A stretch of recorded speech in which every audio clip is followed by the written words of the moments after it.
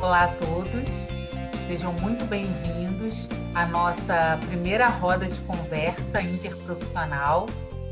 Nosso grupo é um grupo do PET Saúde e Interprofissionalidade. O PET Saúde é o Programa de Educação pelo Trabalho para a Saúde, é uma iniciativa interministerial do Ministério da Saúde em parceria com o Ministério da Educação, e nessa última edição está trabalhando esse tema, que é a interprofissionalidade.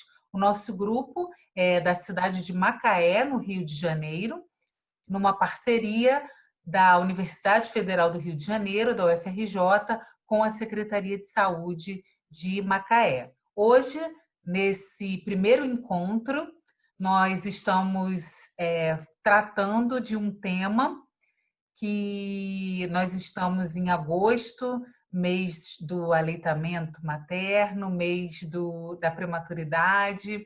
Então, nós vamos falar um pouquinho sobre essa área com algumas profissionais que atuam e têm experiência aqui no município de Macaé. Bom, eu sou Vivian Souza, sou professora de anatomia, me formei em fisioterapia e atualmente coordeno esse grupo de trabalho do PET Saúde e Interprofissionalidade, um dos grupos de trabalho que promoverá esses encontros mensais, tá bom? Então, nos acompanhe aqui pelo canal, porque nós teremos novidades ainda mais para vocês. Temos aí pela frente Setembro Amarelo, Outubro Rosa, Novembro Azul, enfim, muitas atividades e muitas conversas interprofissionais ainda para acontecer, tá bom? Sem mais delongas, eu gostaria então de apresentar quem está aqui conosco. Vou colocar todas aqui na tela. Nós temos aqui conosco nessa roda de conversa a Cristine Rangel Cooper, Henriquele de Souza Leite, acertei, Cristine? O nome? Isso. Ela é médica mesmo. Isso, ela é médica, é pediatra, é neonatologista e atualmente atua no Hospital Público de Macaé. Seja muito bem-vinda, Cristine. Quer dar um alô para o pessoal?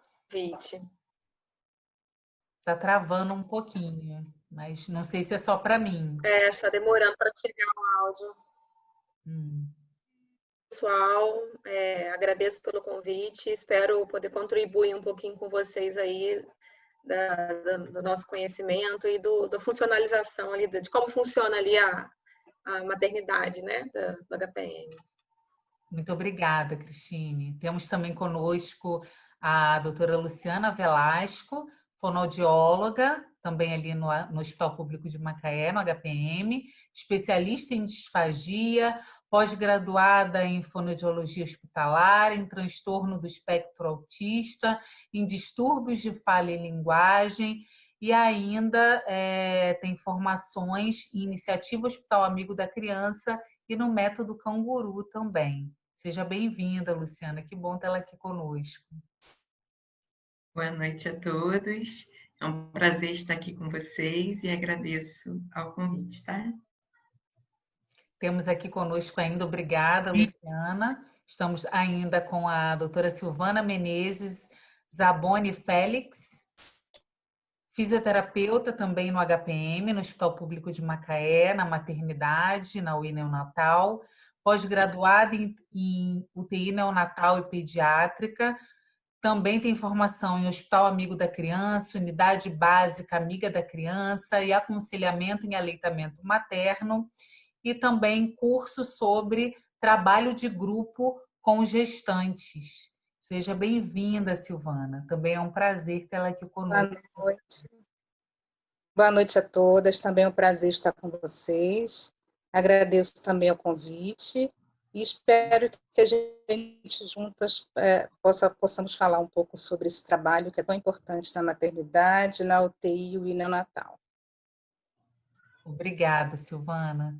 Temos aqui conosco ainda a Juliana Mendonça Pereira, que é fisioterapeuta também ali na pediatria do Hospital Público de Macaé. Ela é preceptora no PET Saúde, no nosso grupo, no PET Saúde Interprofissionalidade, e hoje ela será a moderadora desta mesa. Então, eu passo a palavra para Juliana. Obrigada, Juliana. Também bem-vinda a esse evento. Nada, Vivian. Boa noite a todas. É um grande prazer estar aqui com vocês essa noite. Já conheço algumas profissionais, né? São as minhas colegas de trabalho, a Silvana, fisioterapeuta, a Luciana Velasco, e hoje estou conhecendo a doutora Cristine Cooper. Então, espero que essa noite seja muito agradável, de bate-papo, para a gente conhecer um pouquinho mais sobre as questões da maternidade, amamentação, puerpério, um pouquinho da prematuridade. E eu vou iniciar essa roda de conversa com a doutora Cristine Cooper. Eu gostaria, doutora Cristine, que a senhora falasse um pouquinho sobre o setor em si, né, da maternidade, suas subdivisões, como acontece o acolhimento, né, dessa gestante que chega ao hospital, para onde que ela é direcionada, até o momento da realização do parto. E aí, quando esse bebê nasce, caso esse bebê nasça prematuro, quais são os sinais que indicam a necessidade da internação na UTI neonatal e como essa mãe ela é orientada? Então, na verdade, é um grande ampassão pela maternidade, né, que eu gostaria que a senhora falasse, esse direcionamento de fluxo, até uma possível internação na UTI neonatal. Certo. Então, quando a paciente no atendimento lá pela recepção, então ela recebe o atendimento pela obstetrícia,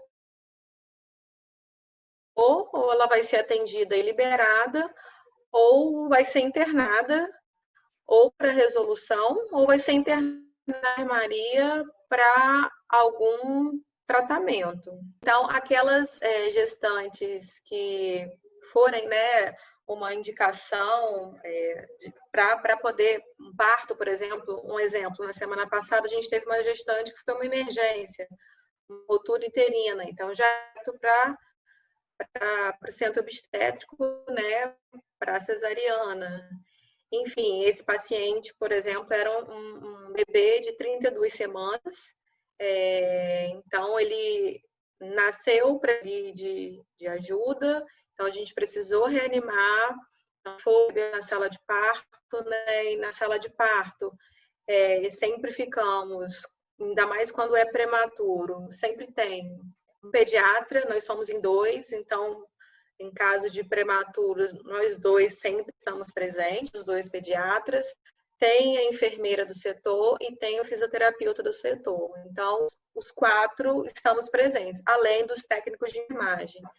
Então, esse paciente especificamente precisou ser entubado em sala de parto e como tinha vaga na UTI, ele conseguiu seguir direto do centro obstétrico e neonatal.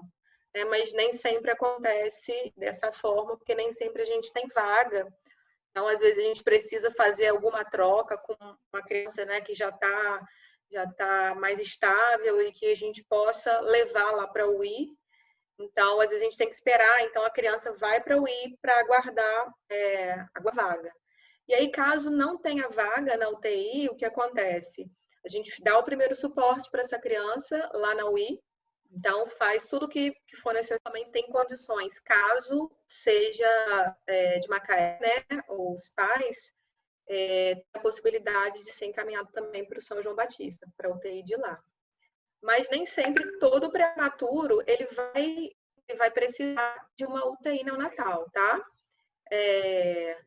Por exemplo, geralmente os bebês de 33, 34 anos, dependendo do peso, eles já nascem bem, conseguem manter ali a respiração, não precisam de nenhum auxílio. E aí, dependendo do peso, eles conseguem até ser liberados para ficar com a mãe em alojamento conjunto. Dependendo se for um peso muito baixo, a gente ainda fica com eles na UI, mas muitas vezes sem apenas por conta do baixo peso, né? E aí, pela questão de o risco de perder muito peso, então eles ficam com a gente lá na UIA. Também tem o risco da apneia da prematuridade, né, que é comum essas crianças abaixo de 34 semanas. Então, abaixo de 34 semanas com peso muito baixo, a gente também é necessário monitorizar essas crianças para a gente ficar vigilante quanto a isso, né? Que é um dos riscos que esses prematuros sofrem. Mas, então, nem sempre, né, nem todo prematuro vai ser levado para a UTI neonatal. Prematuros conseguem nascer bem, às vezes nascem com peso ótimo e já conseguem ser liberados para ficar com a mãe em alojamento conjunto. Muitos deles conseguem ser colocados, né, em seio materno. É o que a gente geralmente prioriza, né, ofertar o leite materno sempre em. É claro que nem sempre isso é possível, né? Muitas vezes as mães não estão em condições, principalmente as mães de cesárea, então às vezes não tem condições, não tem nem produção para a gente conseguir ordenhar para ofertar para esse bebê.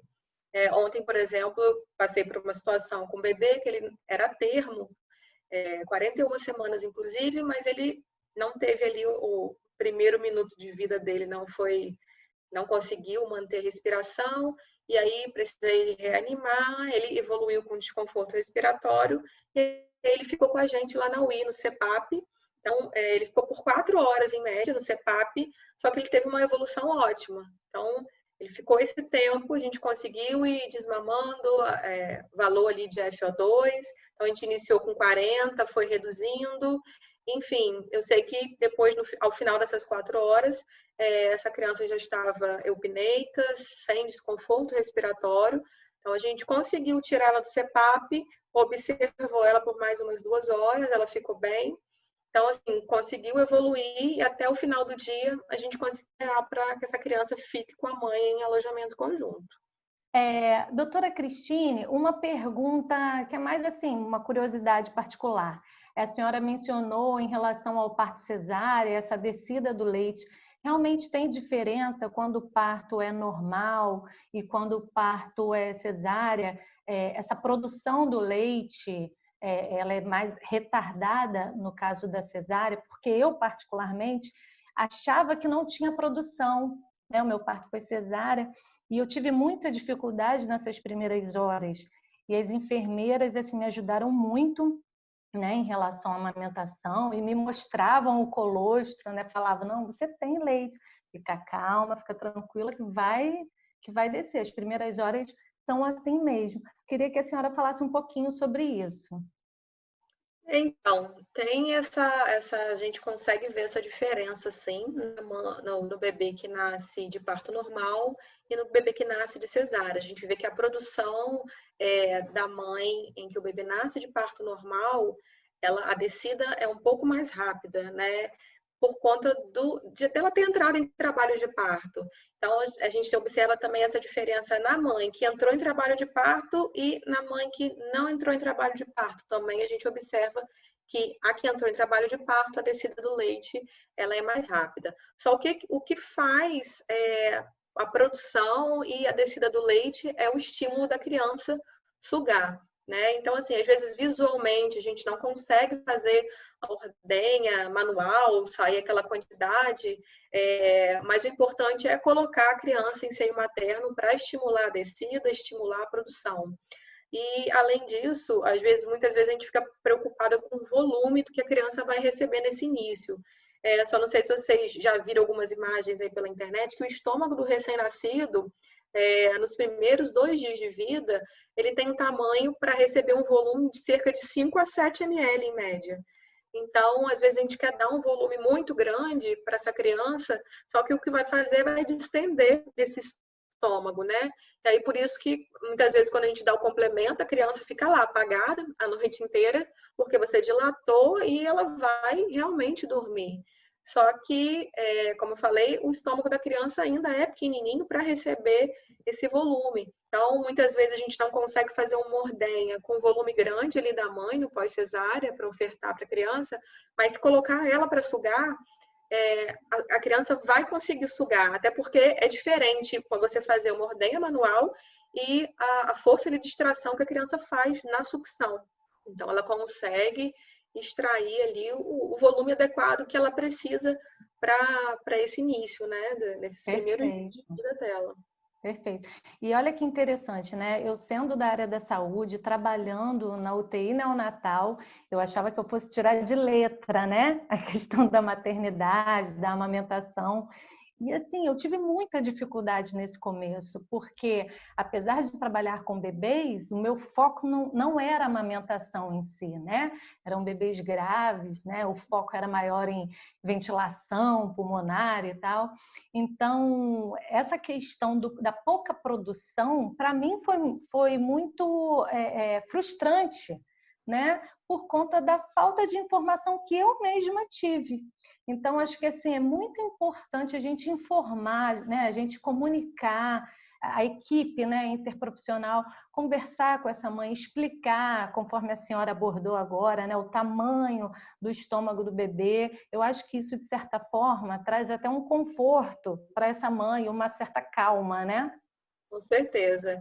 Na verdade, esse é o item mais importante de todo o enxoval, né? É a informação que a mãe ela deveria adquirir, né? Porque às vezes ficam até preocupadas muito com parto, só que o parto é ali, aquele momento só, e você tem o pós-parto que vai durar por muito, muito tempo. Então, assim, as mães têm que se preocupar, assim, com informação. Às vezes fica preocupada, é com a roupinha, sapatinho, mas aí acabam deixando de lado esse item que é o mais importante, né? Que é ter a informação. Porque com a informação a gente tem a liberdade de escolher, né? Muitas a gente vê lá na maternidade, né? Silvana tá aí, que também a gente presencia isso, muitas mães que não querem, simplesmente não querem amamentar. Então, mas será que elas tiveram a informação do quão importante isso é, tanto para ela quanto para o bebê? Né? Então, as mães precisam realmente ter acesso à informação. É fundamental, realmente.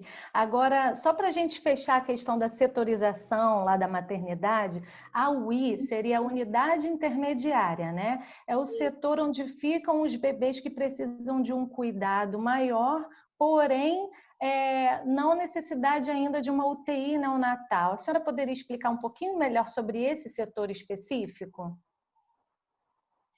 Então, ele é mais ou menos isso mesmo que você falou. É um setor ou de passagem, né? Ou está aguardando, a criança vai ficar ali aguardando para poder ir para a UTI neonatal, ou eles vão ficar ali em observação em algumas horas, como esse bebê que eu contei para vocês, né? Que ficou ontem lá com a gente por algumas horas e que logo depois ele conseguiu ser liberado, né? Então, assim, geralmente a nossa coordenação lá da vida, né, berçário, falam para a gente manter, se a criança precisar de um suporte ventilatório, por exemplo, elas podem ficar lá por, em média, 4 horas. Quando passa disso, é para a gente avaliar por que essa criança não está melhorando e se, de repente, não é necessidade para UTI neonatal. Além disso, ficam crianças lá também que, por exemplo, a gente às vezes tem criança que faz penicilina cristalina. Só que muitas vezes as crianças estão bem, não tem por que internar Natal só para fazer uma penicilina cristalina. Então, essas crianças ficam no alojamento conjunto com as mães. Os horários das medicações, elas vão lá para dentro do berçário da UI, né? E aí é feito essas medicações. Também poupa, até mesmo por a gente não ter assim, muita vaga disponível, então esse setor ajuda quanto a isso, porque até é bom para as mães e para os bebês, né, porque não perdem o contato ali com as mães, a gente pode manter eles em aleitamento materno exclusivo, e aí os horários das medicações as mães vão lá. E até mesmo os bebês que são liberados com medicação intramuscular, por exemplo, a procaína, né, que é uma das outras opções de tratamento da sífilis, aí essas crianças que têm que fazer a medicação por 10 dias, elas retornam e aí as técnicas, enfermeiros do berçário preparam a medicação para aplicar nessa criança que vem de fora para poder dar continuidade a esse tratamento. Então, é um Perfeito. setor ali intermediário mesmo para a gente ir decisivo para a criança. Ou dali vai para a UTI, ou dali vai ficar bem e vai com a mãe para o alojamento conjunto. Tá ótimo. Muito obrigada, doutora Cristine. Fica aí com a gente, que daqui a pouquinho a senhora volta, tá? Agora, vamos direcionar as perguntas para a doutora Silvana Menezes, fisioterapeuta, minha colega, que atua no setor da maternidade, do HPM. Eu gostaria, Silvana, que você falasse um pouquinho sobre a abordagem da fisioterapia lá na maternidade. Como que é a atuação do fisioterapeuta? Bom, lá a gente tem vários setores de atuação, né? A UI é o setor principal, que é onde a gente faz o apoio, né? Dá o apoio a essa criança, o apoio ventilatório, o apoio de espera mesmo, né? Como a doutora Cristine colocou agora, para ver como é que essa criança vai ficar. Então, ali a gente atua junto com a equipe, desde o pré-parto até o aleitamento materno, o fisioterapeuta está presente, né?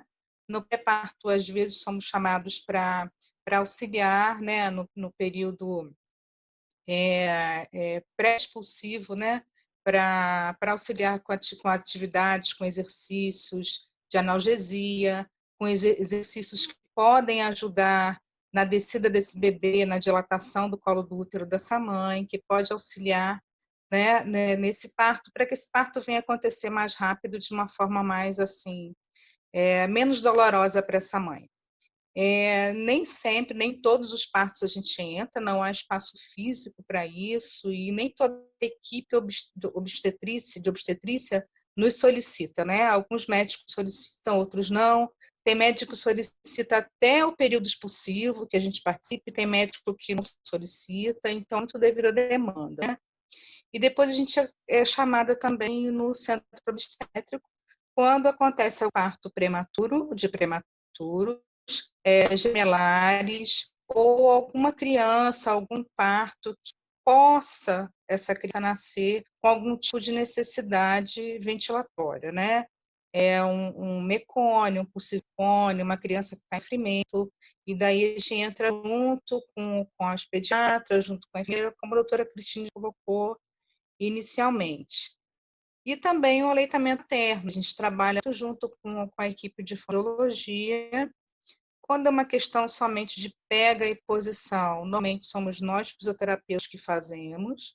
Quando é uma questão da criança estar com alguma dificuldade, né, de deglutição, de sucção, é uma coisa mais específica da fonoaudiologia, aí a gente direciona mesmo para elas, não tem como a gente fazer, e a gente vai trabalhando dessa forma, né? Os pediatras nos sinalizam essa dificuldade, as enfermeiras e as técnicas também vão sinalizando para a gente, e aí também esse trabalho é feito pela demanda, né? O que vem acontecendo durante o dia, a gente vai sendo chamada para poder fazer o atendimento. Perfeito, Silvana. Silvana, e uma coisa interessante é o que difere, né, o hospital público do hospital particular. Lá no HPM, a demanda é muito alta, né? São vários partos por dia. E aí, como que você faz para se organizar? Né? Porque, como você comentou ainda agora, você está na sala de parto, é chamado no pré-parto, é chamada no centro obstétrico, e tem a UI também, que você tem que dar apoio. E como que você faz para se orientar e se organizar nesse contexto diversificado? Então, Ju, a gente fica pedindo a Deus que as coisas não aconteçam ao mesmo tempo. Mas a gente tem umas prioridades, né? Como a criança, por exemplo, que necessita de ventilação, essa criança é prioridade diante de todos os outros atendimentos. Então, se eu tenho uma criança necessitando de ventilação, ou se eu tenho um parto de prematuro para acontecer, então eu preciso estar junto da equipe, junto dessa criança, e aí eu deixo em segundo plano os atendimentos de ordenha, de aleitamento, de pré-parto. Entendeu? Esses atendimentos, eles se tornam em segundo plano se eu tenho uma prioridade, que é uma criança mais grave, uma criança necessitando de atenção, de atendimento. E por aí a gente vai se organizando. entendeu? Vai fazendo o que dá naquele momento, né? Vai se dividindo um pouco. E é claro que tem hora que você é solicitada em 2 setores, em 2 áreas ao mesmo tempo, e você tem que realmente priorizar o atendimento, não tem jeito. Correto, correto. E, Silvana, no caso dos bebês prematuros, né? Os bebês que vão para a UTI neonatal, eu queria que você falasse brevemente sobre a abordagem da fisioterapia lá, na UTI neonatal. Como a fisioterapia pode ajudar esses bebês prematuros? Bom, a fisioterapia já há algum tempo, né? Você também como profissional, enfim, a gente sabe que deixou de ser um atendimento a mais. A fisioterapia na UTI agora é um atendimento essencial, né? A Luciana também, como fonoaudióloga, também sabe que é um atendimento também essencial. Esses prematuros precisam muito dessas terapias para que eles consigam sair com mais facilidade, né? Consigam se recuperar com mais rapidez. A fisioterapia em si vai atuar na parte respiratória, na parte de ventilação, na parte da fisioterapia respiratória em si, né, auxiliando esses bebês que, porventura, tenham têm essa imaturidade, né, já é da própria prematuridade, tem a imaturidade tanto neurológica quanto a imaturidade pulmonar. Então, a fisioterapia vai auxiliar para que esse bebê consiga alcançar essa maturidade de uma forma rápida, para que consiga minimizar os efeitos, né, dessa imaturidade e que ele consiga também fazer a extubação, o desmame desses aportes ventilatórios que eles, porventura, precisem dentro da UTI. Além de tudo, a fisioterapia vai atuar também com a estimulação sensorial, né, para poder acompanhar esse bebê no desenvolvimento neuromotor dele, que também fica com déficit, né, com um atraso por conta da prematuridade. Então, tanto a fisioterapia, como a fonoaudiologia, como a nutrição, como a psicologia, têm sido essenciais, junto com os neonatologistas, com os pediatras, os enfermeiros, para que essas crianças venham a ter uma recuperação mais breve, né? Perfeito, Silvana. Muito obrigada, tá? Agora eu vou Por nada, direcionar para a doutora Luciana Velasco, fonoaudióloga. Ela gerencia também, né, o setor da fonoaudiologia lá no hospital e está no alojamento conjunto na UI e também na UTI neonatal. Eu gostaria de perguntá-lo quais são as principais complicações e dificuldades encontradas na amamentação. Sim. Então, tanto em qualquer setor, falar dos 3 setores? Isso, no âmbito geral, assim, o que você mais percebe de dificuldade, né, e complicações? Eu vou começar então pela UTI neonatal, tá? O nosso maior dificultor lá, a nossa maior barreira, primeiro é a ausência do banco de leite humano, né? Principalmente em se tratando de prematuros extremos, que vão percorrer um longo caminho mesmo dentro da UTI neonatal. É difícil a mãe conseguir a manutenção da produção de leite materno, né? Então, assim, essa para mim é a primeira principal barreira, porque aí o que acontece? Essa criança acaba sendo exposta ao leite de fórmula, né? E às vezes até precocemente. Na UTI neonatal, a gente tem também o fato de não termos um alojamento conjunto para os bebês, para as mães de bebês prematuros, né? Então, assim, os bebês limítrofes, os prematuros limítrofes, a gente às vezes consegue manter que essa mãe continue internada dentro do alojamento conjunto. E isso facilita muito o nosso trabalho de aleitamento materno. Então, assim, essa puérpera, né, ela vai ter mais fácil acesso dentro da UTI neonatal, porque ela está ali pertinho, e até mesmo em termos de horário, né, ela vai ter mais frequência, uma frequência maior dentro da UTI neonatal. Em contrapartida, as puérperas que a gente não consegue manter internada no alojamento conjunto, tem essa dificuldade, né, de não conseguir vir todos os dias, às vezes, né, visitar o seu próprio bebê, não conseguir, de certa forma, ordenhar o volume total, né? Porque a nossa prioridade, assim como a doutora Cristine falou, é o aleitamento materno. Então, assim, a gente tenta incentivar a ordenha, né? Desde o início, desde do primeiro dia que esse bebê está internado, a gente já orienta essa puérpera sobre a importância da ordenha. Porém, muitas nem moram aqui no município, né? Então, às vezes, precisam de carona ou dependem de transporte do outro município, ou até mesmo, às vezes, moram aqui no município, mas possuem outras dificuldades, do tipo, tem criança em casa e não tem com quem deixar essa criança, ou também não tem com quem traga, né, de carona. Então, são barreiras bem comuns lá na nossa UTI neonatal, né? E aí, assim, o que eu sempre comunico, né, a minha equipe, oriento a equipe, para a gente estar sempre aproveitando, né, o momento que essa mulher estiver dentro da UTI, né?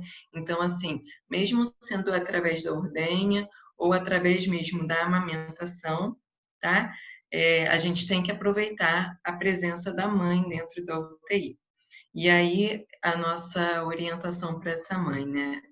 Se o bebê já tiver em trabalho de sucção em seio materno, a gente vai colocar esse bebê em seio materno, e assim que a mulher, né, tiver que ir embora, ela tente, pelo menos, ordenhar, né, para deixar para os próximos horários, para a gente tentar aumentar mesmo, né, o contato desse bebê com o leite da mãe e fazer com que a mãe também estimule mais um pouco essa produção. E aí, na UI, normalmente, o que acontece, né, dentro da UI? São essas crianças que estão em observação, né, como a doutora Cristina Silvana falou, que vai ser decisivo. Ele vai para a UTI ou ele vai para o alojamento conjunto, dependendo da evolução. Existem casos também que ficam lá dentro do berçário de mulheres que estão tendo alguma intercorrência também, né? Às vezes estão internadas em UTI também de adulto, ou estão passando por algum outro procedimento. E aí essas crianças ficam também por algum tempo ali dentro da UI ou berçário, né? E no alojamento conjunto, a barreira que a gente mais encontra é a falta de orientação mesmo, né? Então, é o que a doutora Cristine falou. Algumas mulheres já vêm com experiências de aleitamento materno anteriores, né?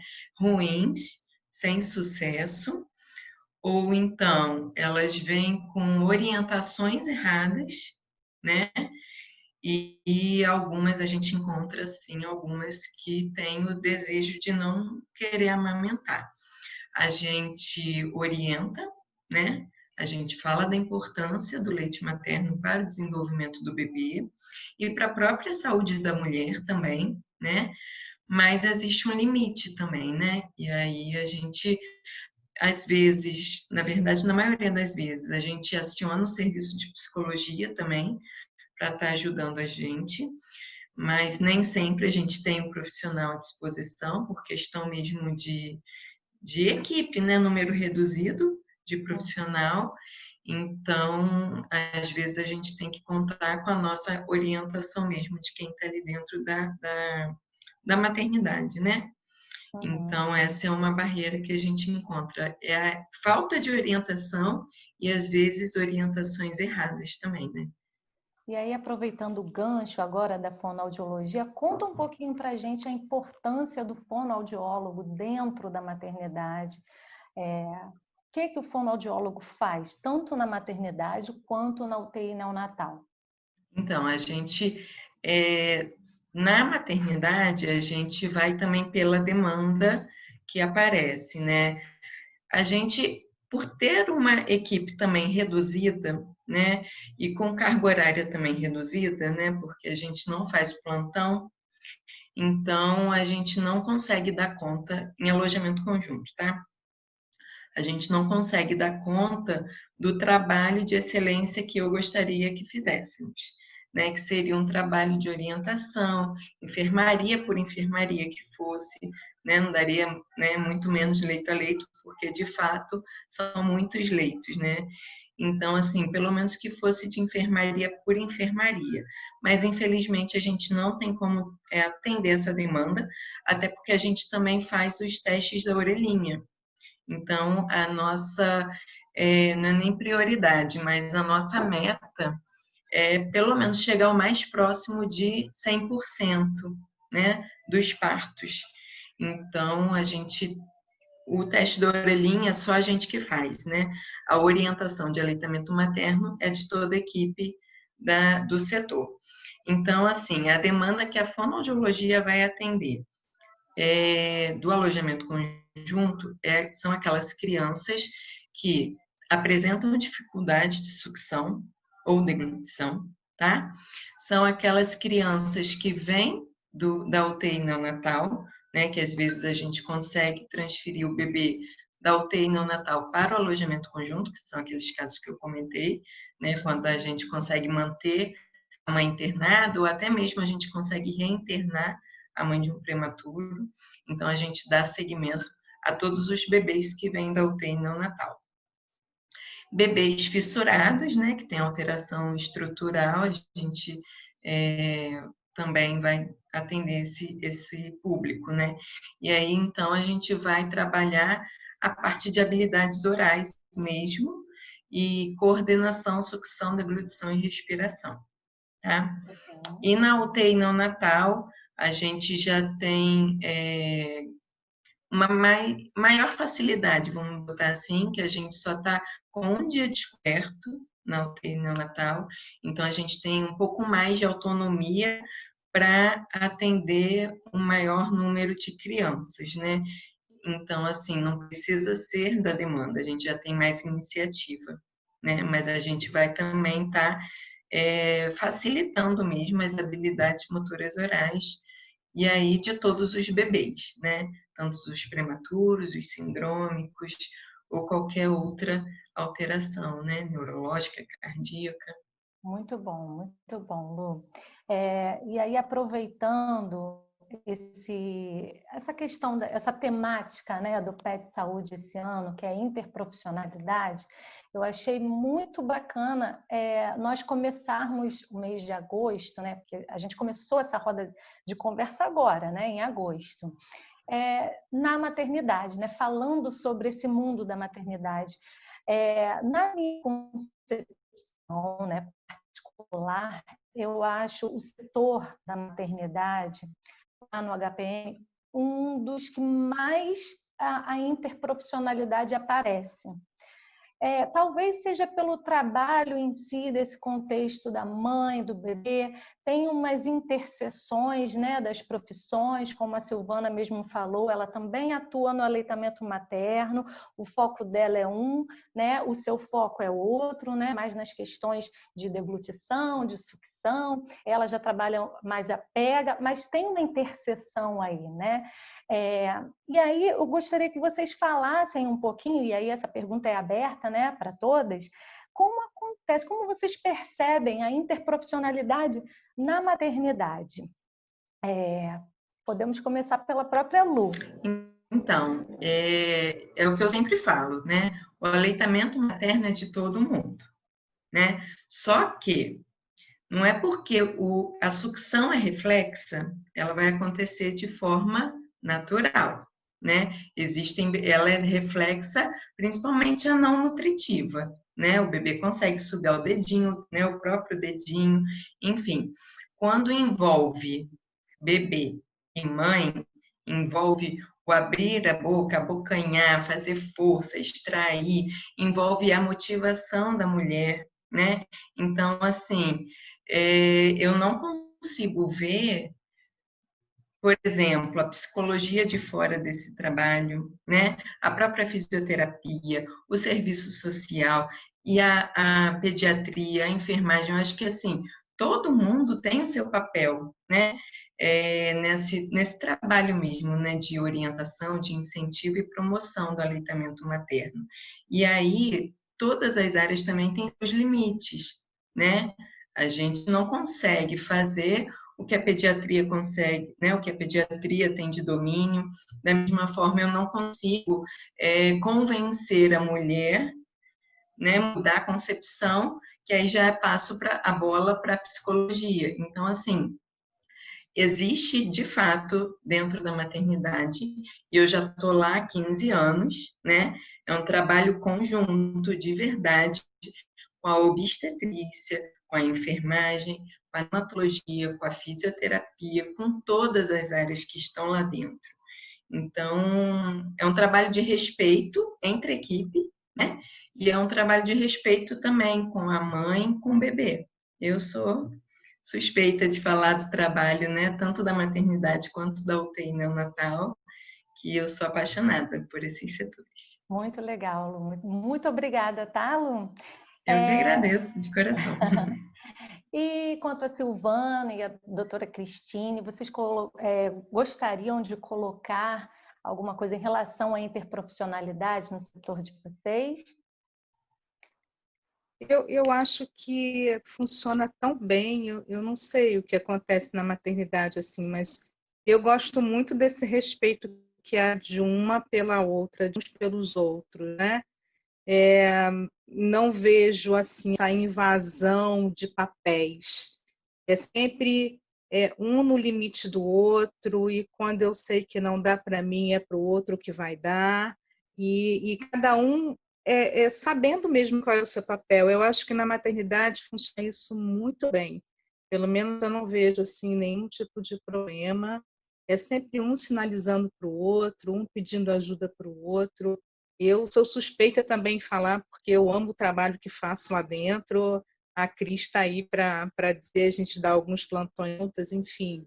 Eu acho muito bom trabalhar lá dentro, gosto muito da dinâmica que acontece na maternidade.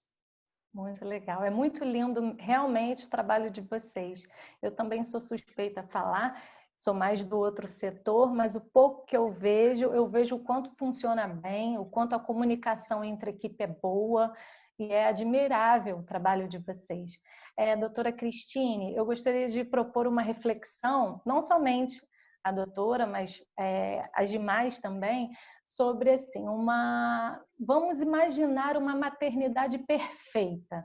A gente sabe que o nosso serviço ele tem também os seus problemas, suas dificuldades, assim como todo hospital público.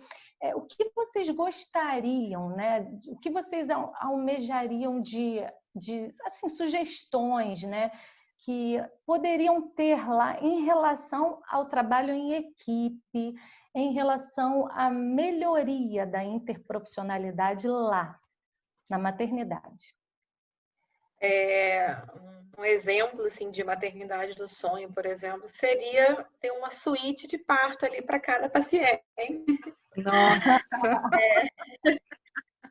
E aí ter profissionais ali que pudessem ficar com elas, né?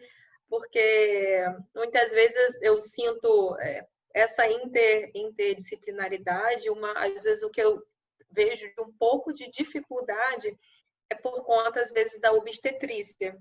De, às vezes, não se comunicarem totalmente com a gente, né? Dependendo da equipe. Tem equipe que não chega, conversa, mas tem equipe que não. Tipo, coloca um prematuro só... Quando a gente vê, já, tipo, o prematuro está nascendo e a gente não conseguiu nem se organizar para isso.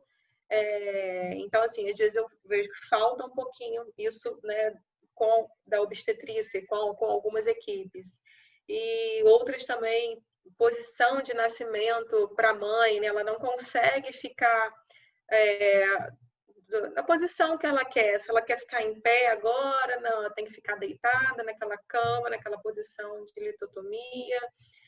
enfim, isso às vezes acaba dificultando, acho que qualquer leigo, né, vai olhar a gravidade. Se a mãe ficar em pé, vai facilitar a descida da criança. Ela deitada vai dificultar a saída da criança. Acho que qualquer leigo consegue perceber isso. Só que muitos obstetras ainda têm aquela mente, né, daquela medicina, daquela obstetrícia ainda antiga e não consegue se atualizar, não consegue andar para frente, né, quanto a isso. Mas assim, o que eu vejo que dificulta, a gente lá agora, por exemplo, só tem a gente tem uma sala para cesárea e a outra para parto normal, que dependendo da demanda ali, é usada também para cesárea, mas que também, quando a gente precisa para usar para cesárea, não é muito boa por ser muito pequenininha.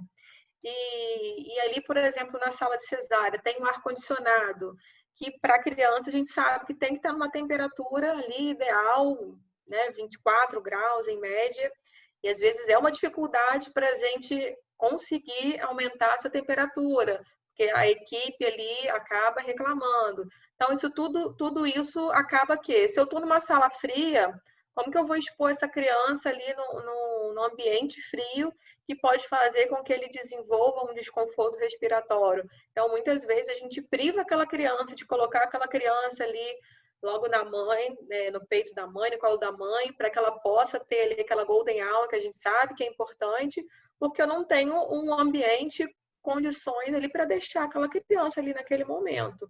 Porque eu vou estar ajudando de um lado, mas eu, ao mesmo tempo posso estar prejudicando, né? Então, assim, tem isso também que é uma dificuldade, mas isso também depende da equipe. As equipes que já são mais atualizadas, não gosto muito de usar essa palavra, que eu acho que ficou muito banalizada, né, humanizada, mas as equipes que já são mais atualizadas, elas já permitem que a gente, né, desligue o ar antes do nascimento, que a gente possa colocar a criança ali em seio materno quando nasce bem, né, quando é possível, mas nem sempre também a gente consegue ter que a criança tenha ali a golden hour, porque, como foi falado no início, a maternidade é muito movimentada. Então, às vezes, a gente parou para fazer um parto, mas deixou uma criança lá na UTI em observação. Então, a gente precisa terminar para voltar, e nesse meio tempo tem outro parto acontecendo. Então, assim, são várias situações que fazem, muitas vezes, que a gente não consiga fazer ali o ideal, né? O que a gente sonharia que seria o ideal que acontecesse, né? Doutora Cristine, só abrindo um parêntese sobre a Golden Hour, que está sendo tão falada, né, nos últimos anos. Fala brevemente sobre a Golden Hour, por favor. Então, essa Golden Hour é a hora de ouro, né? A primeira hora ali da criança. E é uma janela ali de oportunidades para a mãe e o bebê terem esse primeiro contato, né? Então, o ideal é a criança ser colocada no pele a pele com a mãe, nada de estar enrolada, ela precisa desse contato pele a pele, porque isso faz com que regularize a temperatura corporal do recém-nascido, ajude também a regularizar a frequência cardíaca, a frequência respiratória e até mesmo os níveis de glicemia. Já tem estudos mostrando que as crianças que têm essa oportunidade de ter essa golden hour, elas são menos propensas a ter hipoglicemia, né? Fora disso, a criança está sendo colonizada ali pelas bactérias boas da mãe, então já é outro benefício para a criança. E nem sempre essa criança vai conseguir mamar nessa primeira hora de vida, né? Como a Luciana falou, não é natural como a gente pensa, né? Aumentar, não é natural. Algumas crianças conseguem ali de primeira, abocanham e vai, mas não são todas assim. Muitas delas precisam aprender a sugar o seio materno, e a mãe também precisa aprender como colocar aquela criança da maneira correta, para a pega correta, né? Para ela não ter, nem a criança, muitas vezes, às vezes não vai conseguir extrair o leite se tiver com a pega errada, e aí a mãe também vai ser prejudicada, porque aí vão vir fissuras, enfim. Perfeito, perfeito. Então, o benefício dessa Golden Hour, né, infinda, podendo ter, é ótimo, tanto para a mãe quanto para o bebê, além de ter aquele imprint, né, que é aquele primeiro olhar ali da mãe para o bebê, que isso é um momento único e que ninguém, né, lá na frente, mas você vai ter outros momentos, mas aquele dali não vai ser igual. É verdade, inesquecível, é verdade. Então, alguns quesitos que a senhora pontuou foram a questão de troca de informações, né, entre os integrantes da equipe, a importância, né, dessas primeiras horas, a importância de se desligar o ar, né, para conseguir obter um objetivo, né, específico. De repente, educação continuada, né? Para que as pessoas que não estejam tão atualizadas possam se atualizar, né? E tudo isso faz parte da interprofissionalidade. A Silvana teria algum quesito para pontuar em relação à maternidade dos sonhos? E em relação também à interprofissionalidade? Espaço físico é um deles, né? A gente não tem um espaço muito adequado. O que eu mais tentei, assim, no início, desde que eu fui para a maternidade, era a questão de tirar a criança de dentro do centro obstétrico em CEPAP e transportar a criança em CEPAP, seja para a unidade intermediária ou para a unidade de UTI neonatal, né? E isso é assim inviável, porque não tem espaço. Nós não conseguimos entrar com essa incubadora de transporte dentro do centro obstétrico. A criança vem, né, sendo transportada por um de nós, por um dos profissionais. O profissional pega na janela, coloca na incubadora para então ser levada para algum setor específico. Então, eu tenho o CEPAP dentro do centro obstétrico, que é o Baby Puff. Eu tenho o CEPAP na incubadora de transporte, mas eu tenho uma despressurização dessa criança no caminho. Então, isso é uma parte que dificulta o nosso trabalho. A gente sabe o quanto que é ruim tirar a criança do CEPAP e depois colocar novamente no CEPAP, né, esse espaço, janela de despressurização, isso é muito ruim. A questão da comunicação, da parte dos obstetras, como a doutora Cristine colocou, isso é um problema realmente recorrente, isso é muito ruim, isso precisa ser mudado, ser trabalhado. Uma educação continuada, acho sim que seria uma questão bem pontuada, uma questão assim bem resolutiva, né? E as pessoas também quererem mudar um pouco, né? Porque dependendo da equipe, a gente trabalha do início até o fim com essa mulher, todo mundo junto. Como eu falei, tem obstetras que chamam a gente para trabalhar com essa mulher no trabalho de parto, no período expulsivo. Aí, essa primeira hora, sempre o pediatra está ali junto e põe para mamar. Enfim, essa configuração toda que seria ideal e que realmente não acontece por falta dessa integração, né, de toda a equipe, vamos dizer assim. É isso aí, perfeita, perfeito posicionamento. E para finalizar agora com a Luciana, qual seria a sua maternidade dos sonhos, Lu? Conta um pouquinho para a gente. A minha maternidade dos sonhos teria um banco de leite humano, teria o alojamento para a mãe canguru, para a mãe do prematuro, né? E eu acho que o X da questão mesmo para melhorar essa interprofissionalidade é a educação continuada. Eu acho que isso vai ser o primeiro passo, né? Eu acho que talvez ampliar também o número, né? Porque a gente tem equipes reduzidas, né? Então, a psicologia foi um exemplo que eu dei, a própria fonoaudiologia, nós somos em número reduzido, com muitas tarefas, então às vezes a gente também não dá conta, né? E acaba comprometendo a continuidade do trabalho, né? Daquela equipe específica, né, Lu? Sim, então um número maior de profissional também. Perfeito, perfeito. Gostaria de agradecer a todas vocês pela disponibilidade.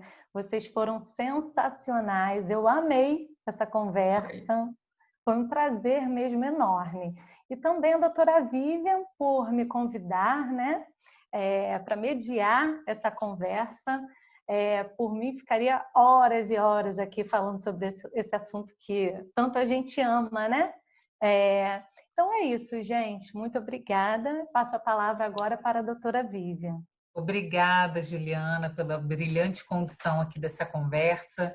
Enquanto vocês falavam aí, eu ia lembrando de tantas coisas, né?